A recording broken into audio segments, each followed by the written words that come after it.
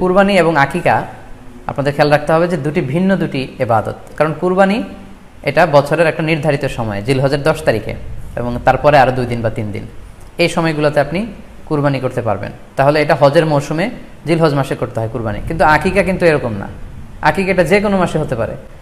আকিকাটা হচ্ছে নবজাতক সন্তানের ভূমিষ্ঠ হওয়ার পরে শুকরিয়া স্বরূপ আল্লাহর কাছে যে কুরবানিটা করতে হয় সেটাকে আমরা বলি আকিকা। আকিকার ক্ষেত্রে আল্লাহ রাসূল সাল্লাল্লাহু আলাইহি ওয়াসাল্লাম বলেছে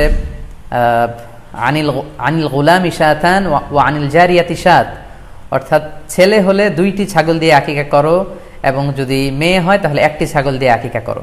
তো সেক্ষেত্রে কুরবানিতে কিন্তু এরকম বিধান নেই। কুরবানিতে কিন্তু 1টি ছাগল দিয়ে আপনি কুরবানি করলে কুরবানি হয়ে যাচ্ছে, সেখানে 2টি ছাগল দেওয়া লাগবে এমন কোনো কথা নেই। এবং আল্লাহ রাসূল সাল্লাল্লাহু আলাইহি ওয়াসাল্লামের ভাষ্যগুলো অনুসারে আমরা বুঝতে পারছি দুই ধরনের ইবাদত। যদিও এই 2 ইবাদতে কিছুটা মিল আছে, কিন্তু 2 সময়ের ইবাদত, 2 আলাদা, 2 উপলক্ষ, 2টার আলাদা নির্ধারিত সময় রয়েছে।